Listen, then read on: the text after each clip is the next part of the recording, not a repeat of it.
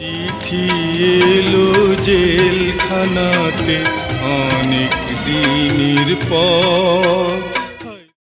বাংলা চলচ্চিত্রের অন্যতম জনপ্রিয় নায়ক চৌধুরী মোহাম্মদ শাহরিয়ার ইমন ওরফে সালমান শাহের মৃত্যুর ঘটনায় করা মামলাটি হত্যা মামলা হিসেবে গ্রহণের নির্দেশ দিয়েছেন আদালত। সোমবার বিকালে শুনানি শেষে ঢাকার ষষ্ঠ অতিরিক্ত মহানগর দায়রা মোহাম্মদ জান্নাতুল ফেরদৌস ইবনে হকের আদালতে এই আদেশ দেন। আদালত যখন আমাদের রায় দিয়েছেন আমাদের পক্ষে যে এটা আসলে একটা হত্যা মামলা, তার মানে এই 25 বছর তারা যে সময় ক্ষেপণ করেছেন এবং ভুল রিপোর্ট দিয়েছেন, যে সঠিকভাবে তদন্ত করেন নাই, সেটা আজকে প্রমাণিত হয়েছে। এদিন চিত্রনায়ক সালমান শাহের মৃত্যুর ঘটনায় করা মামলায় তার মায়ের রিভিশন আবেদন মঞ্জুর করে আদালত।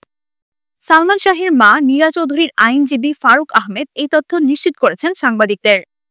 এই সালমান হত্যা মামলা আয়োজিত মামলা এজা হিসেবে গণ্য করার জন্য, হত্যা মামলা হিসেবে গণ্য করার জন্য 30 বছর পর একটা সুন্দর রায় হয়েছে বলে আমরা মনে করি। নায়ক সালমান শাহের স্ত্রী সামিরা হক সহ মোট 11 জনকে আসামি করা হয়েছে।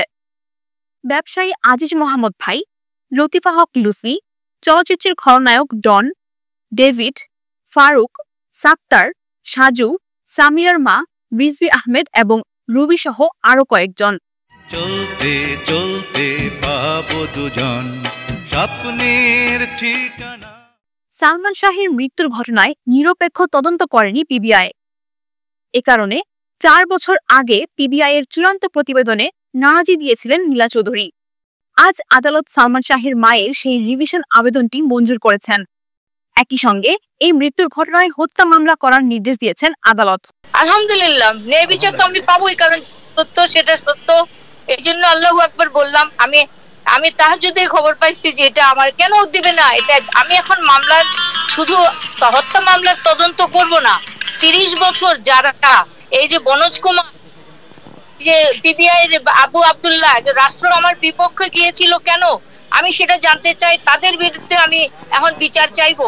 তারা কেন আমার মামলাকে প্রভাবিত করে 29 বছরে সাক্ষী সব নষ্ট করে মামলাটাকে আত্মহত্যা বলে প্রমাণ করতে চাইলো, এটার বিচারও আমি চাইবো এখন আদালতের কাছে।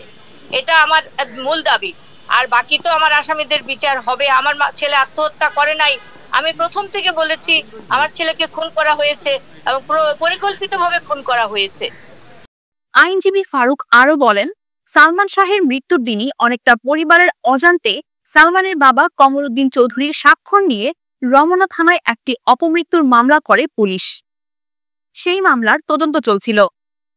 এর মধ্যে 1997 সালে রিজভী আহমেদ নামের একজন অন্য এক মামলায় গ্রেপ্তার হয়ে আদালতে জবানবন্দিতে স্বীকার করেন সালমান শাহকে হত্যা করে আত্মহত্যার ঘটনা সাজানো হয়েছে এবং তিনি নিজেও সেই হত্যায় জড়িত ছিলেন। সালমানের বাবা কয়েকজনের নাম উল্লেখ করে আদালতে নালিশি হত্যা মামলা করেন। সেই মামলায় যারা আসামি তাদের বিরুদ্ধে এখন হত্যা মামলা করা হবে। তারা এখন হত্যা মামলার আসামি। প্রধান আসামি সহ অন্যান্য যারা সহযোগী আসামি ছিলেন তাদের মধ্যে একজন 164 দিয়েছেন। আজকে আদালত এটা পরে শুনিয়েছেন আমাদের, যে ওইখানে উনি 164 স্পষ্টভাবে বলেছেন যে অভিযুক্ত আসামি যাদের নাম এখানে উল্লেখ করা আছে তারা সবাই জড়িত ছিল এবং আদালত এই মর্মে নির্দেশ দিয়েছেন যে তাদের যাতে বিচারের আওতায় নিয়ে আসা হয়।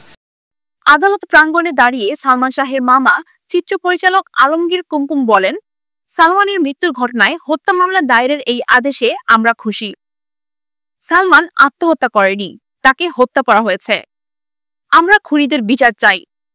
এই মাননীয় আদালতের এই সিদ্ধান্ত এটার প্রাপ্য সমগ্র দেশবাসী এবং সালমান শাহ ভক্তদের। ইনশাল্লাহ আমরা প্রমাণ করে ছাড়বো যে এটা হত্যা না আত্মহত্যা। ইনশাল্লাহ আপনাদের সহযোগিতা চাই, আপনাদের সাহায্য চাই।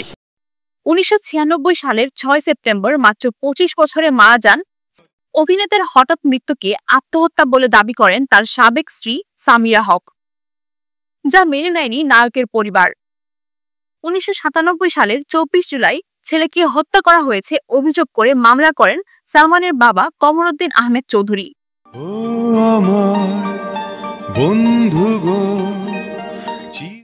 তার অভিনীত সর্বশেষ সিনেমা ছিল বুকের ভেতর আগুন।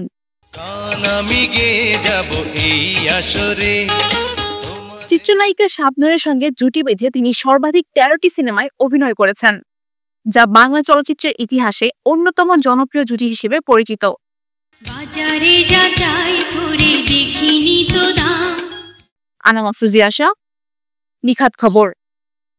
সাজাবো প্রেমের পৃথিবী।